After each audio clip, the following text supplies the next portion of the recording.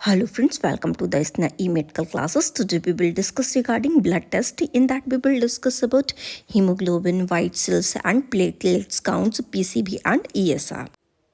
First, we will discuss about what is blood test.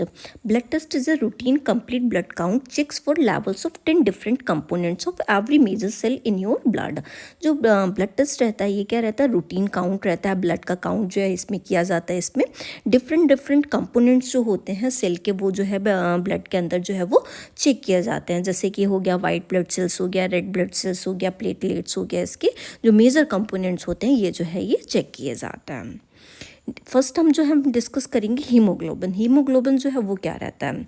Haemoglobin is a protein in red blood sales that carries oxygen through out the body. Haemoglobin क्या रहता है, ये एक protein जो है वो रहता है. ये क्या रहता है, ये एक रेड ब्लड सेल्स के अंदर जो है ये ऑक्सीजन कैरी करने का बॉडी के अंदर, पूरी बॉडी के अंदर ये काम करता है. The test is typically perform by drawing a blood sample from a vein an arm. इसको जो टेस्ट जो है ये किया कैसे किया जाता है, ब्लड जो है वेन से जो है उसका सैंपल लिया जाता है और उस टेस्ट को जो है वो परफॉर्म किया जाता है. उसमें HB का जो है वो लेवल देखा जाता है.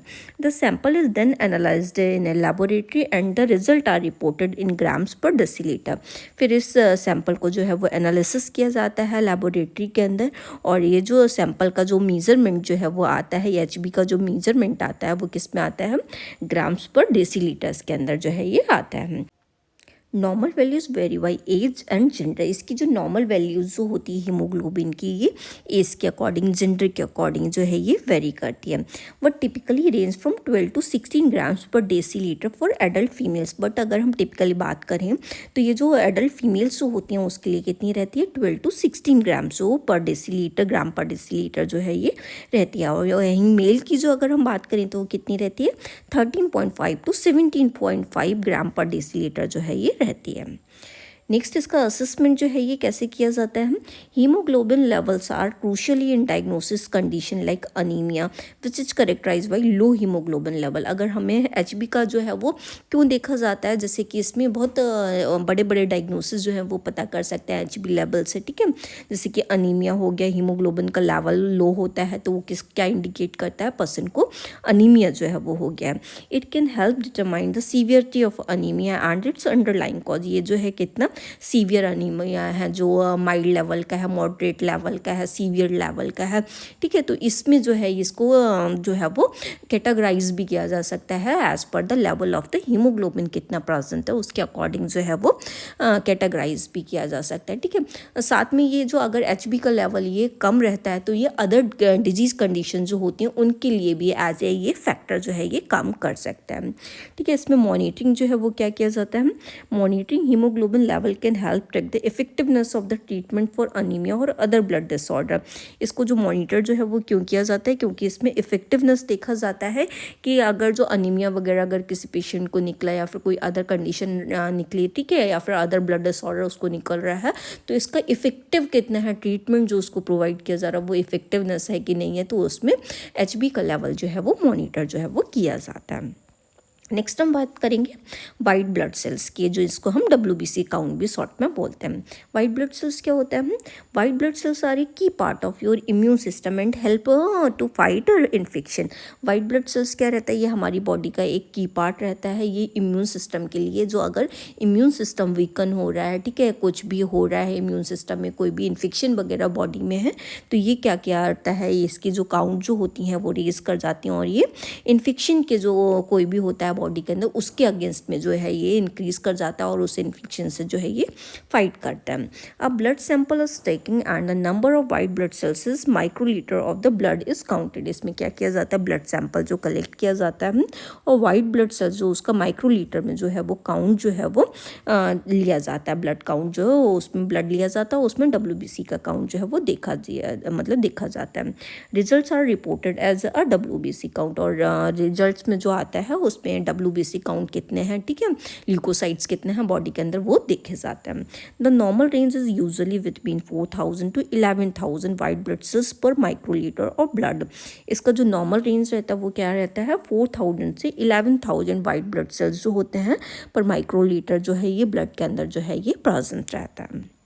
नेक्स्ट असेसमेंट, क्या डिजीज़ कंडीशन जो है इसकी वजह से हम फाइंड आउट कर सकते हैं। अगर ये जो है ये इंक्रीज़ हो रहा है अगर इसका लेवल, तो हम क्या कर सकते हैं कि ये पर्सन को जो है वो ल्यूकोसाइटोसिस की कंडीशन हो रही है। That can indicate infection, inflammation और ल्यूकेमिया। और ये क्या इंडिकेट करेगा, किसी को इन्फेक्शन के चांसेस हो रहे हैं अगर ये इंक्रीज़ कर रहा है बहुत ज़्यादा, ठीक है। कोई इन्फ्लेमेशन बॉडी के अंदर प्रेजेंट हो सकता है, ल्यूकेमिया जो है उसको भी हम बोलते हैं, ठीक है। ल्यूकेमिया की कंडीशन जो है वो भी हो सकती है।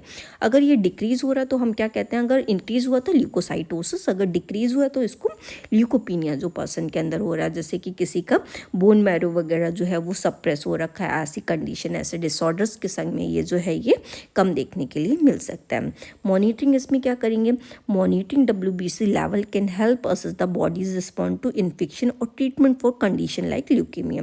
मॉनिटरिंग में क्या किया जाता है, इसका जो है वो अगर लेवल जो है नॉर्मल रेंज में अगर आ रहा है, ठीक है, तो उसको देखते हैं कि कितना जो है वो बॉडी जो है इन्फेक्शन, अगर इन्फ्लेमेशन जो हुआ है और जो उसको ट्रीटमेंट जो वो दिया जा रहा है उसके रिगार्डिंग वो कितना रिस्पॉन्स करी, जो ट्रीटमेंट उसको मिल रहा है उसकी वजह से जो है ये इसका लेवल जो है वो नॉर्मल रेंज में आ रहा है कि नहीं आ रहा है।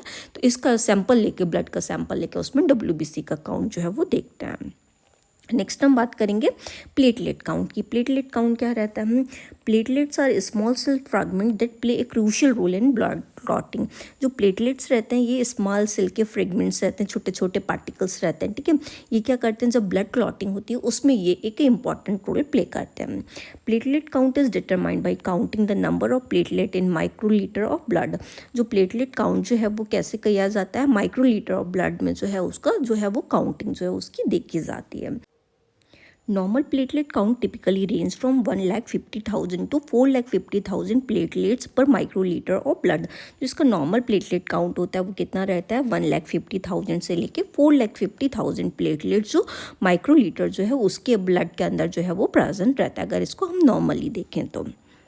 नेक्स्ट असेसमेंट जो है वो क्या किया जाता है, abnormal platelet count can indicate bleeding disorder. अगर किसी का एबनॉर्मल प्लेटलेट हो रहा है, ठीक है, उसमें जो है जैसे कि किसी का एबनॉर्मल प्लेटलेट अगर हुआ है तो उसमें थ्रोम्बोसाइटोपिनिया और ब्लड क्लॉटिंग डिसऑर्डर कोई बॉडी के अंदर जैसे थ्रोम्बोसाइटोसिस वगैरह उसके अंदर प्रेजेंट रह सकता है, ठीक है।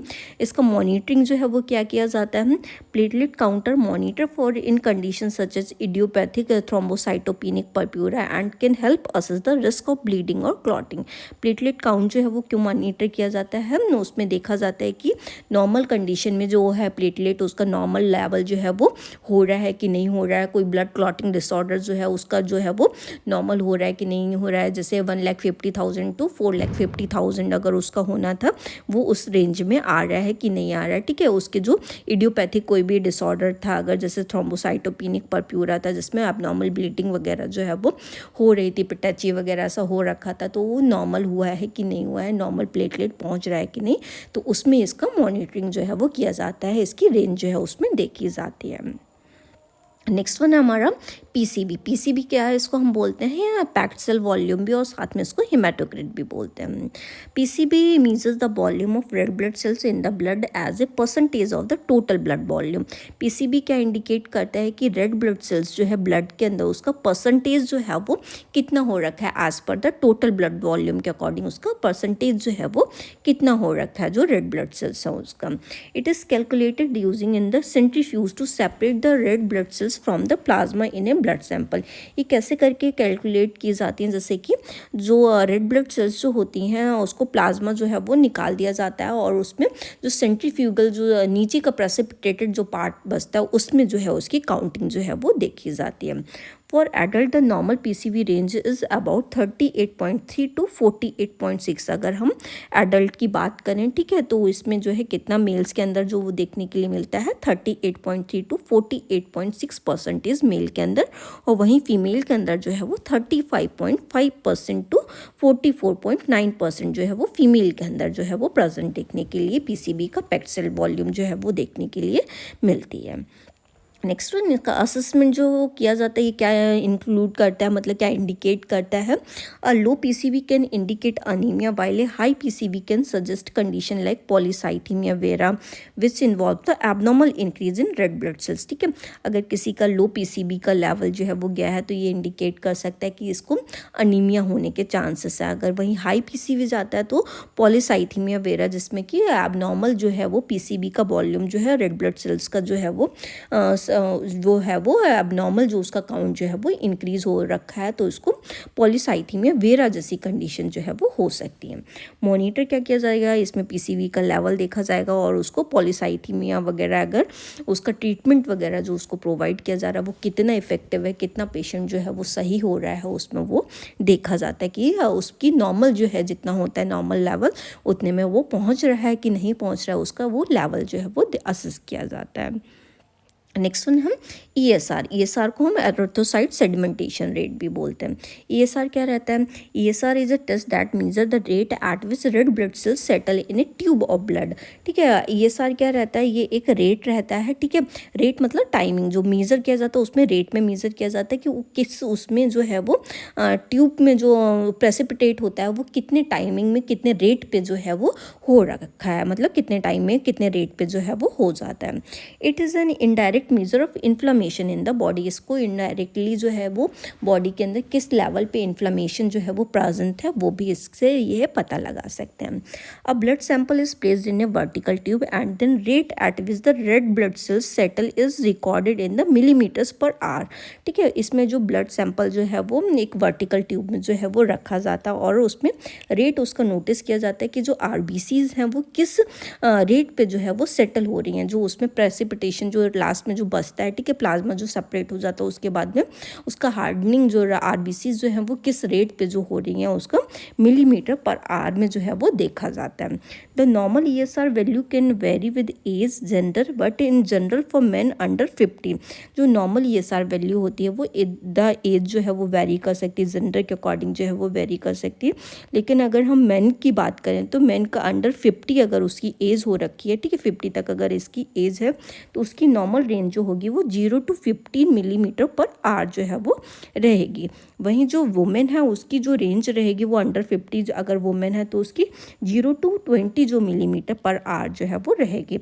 मेल की जो है वो कितनी रहेगी, 0 to 15, फीमेल की जो 0 to 20 मिलीमीटर पर आवर जो है वो प्रेजेंट रहेगी। नेक्स्ट असेसमेंट जो है वो उसमें हम क्या करते हैं, अगर इसका लेवल जो है वो इंक्रीज मिला तो ये इंडिकेट करेगा उसको इन्फ्लेमेशन हो सकता है, इन्फेक्शन हो सकता है या फिर कोई ऑटो इम्यून डिजीज जिसने कि हमारी बॉडी पे खुद से ही सेल्स के ऊपर जो है वो अटैक कर दिया, हमारी बॉडी की सेल्स जो है वो रिकॉग्नाइज नहीं कर पा रही हैं कि हमारी बॉडी की अच्छी सेल्स है या फॉरेन बॉडीज़ हैं। ठीक है, तो उस चीज़ को ये इंडिकेट करेगी, जैसे कि उसको रूमेटॉइड आर्थराइटिस वगैरह, जॉइंट में इन्फ्लेमेशन वगैरह जो है वो प्रेजेंट हो सकता है। मॉनिटर इसमें क्या करेंगे, उसका जो ट्रीटमेंट जो दिया जा रहा है कंडीशन में वो कितना इन्फ्लामेशन वगैरह जो है वो प्रोग्रेस कर रहा है कि सही हो रहा है ट्रीटमेंट से। ठीक है, तो उसके लेवल को इसमें मॉनिटर जो है वो किया जाएगा कि ईएसआर जो है वो नॉर्मल हो रहा है कि नहीं हो रहा है, कितना ट्रीटमेंट उसका इफेक्टिव जा रहा है।